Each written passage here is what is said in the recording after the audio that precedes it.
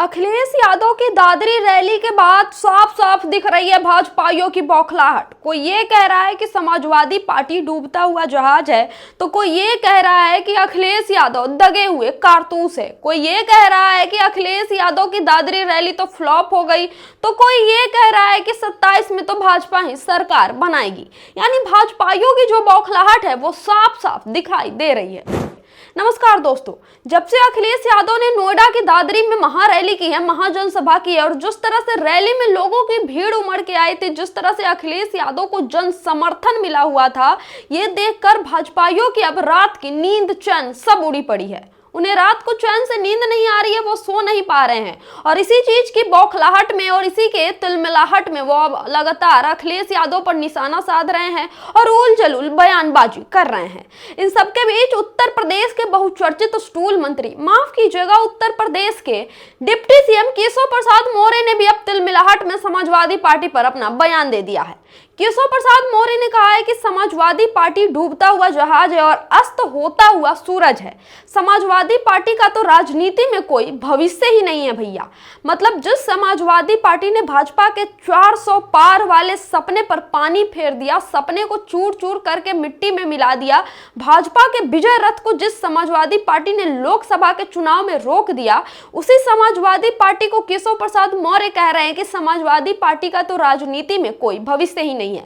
शायद केशव प्रसाद मौर्य का यही बुद्धि देखकर, यही आईक्यू लेवल देखकर भाजपा ने इनसे कुर्सी छीनकर स्टूल पकड़ा दिया था कि लो, तुम स्टूल पर बैठने के लायक ही हो, तुम स्टूल मंत्री ही बन सकते हो। खैर, अगर केशव प्रसाद मौर्य समाजवादी पार्टी और अखिलेश यादव को लेकर इतना बड़ा बयान दे रहे, इतना बड़ा आरोप लगा रहे हैं और डूबता हुआ जहाज बता रहे हैं, तो फिर ठीक है, केशव प्रसाद मौर्य का भी इतिहास और केशव प्रसाद मौर्य की भी कहानी जान ही लीजिए कि केशव प्रसाद मौर्य भैया कितने बड़े तोप है।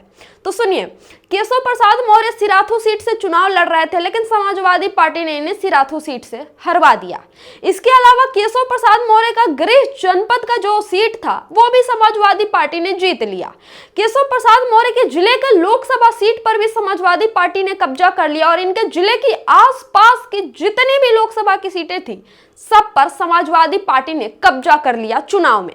अब इनकी बौखलाहट अब दादरी रैली को लेकर है कि समाजवादी पार्टी ने इन्हें चुनाव हरा दिया, इनको चुनाव में परास्त कर दिया। अब इसको लेकर बौखलाहट है।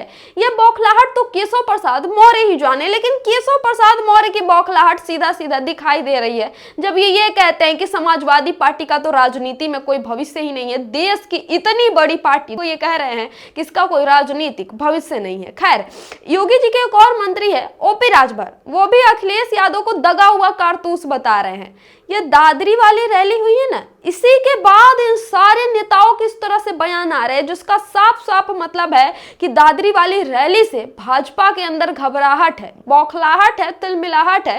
तभी जाकर इनके नेता मंत्री इस तरह की उल जलूल बातें कर रहे हैं। कोई समाजवादी पार्टी को डूबता हुआ जहाज बता रहा है, कोई अखिलेश यादव को दगा हुआ कारतूस बता रहा है, जिससे इनकी बौखलाहट साफ साफ पता चल रही है। खैर, 2027 के चुनाव का शंखनाद तो अखिलेश यादव ने कर दिया है दादरी की रैली करके। अब आगे भाजपा कौन सी जगह पे रैली करेगी, भाजपा की क्या स्ट्रेटेजी होगी, क्या रणनीति होगी, और अखिलेश यादव भाजपा की सारी रणनीतियों को किस तरह से ध्वस्त करते जाएंगे, ये तो देखना होगा, अभी इंतजार करना होगा। लेकिन इस खबर पर आपकी क्या राय है, आपका क्या कहना है, कमेंट करके जरूर बताएं और देखते रहिए हमारा channel TDI news. Uttar Pradesh की तमाम खबरों से जानने के लिए और अखिलेश यादव से तमाम खबरें जो आती है उसको जानने के लिए हमारा पेज TDI न्यूज को फॉलो जरूर करें। बहुत बहुत धन्यवाद दोस्तों।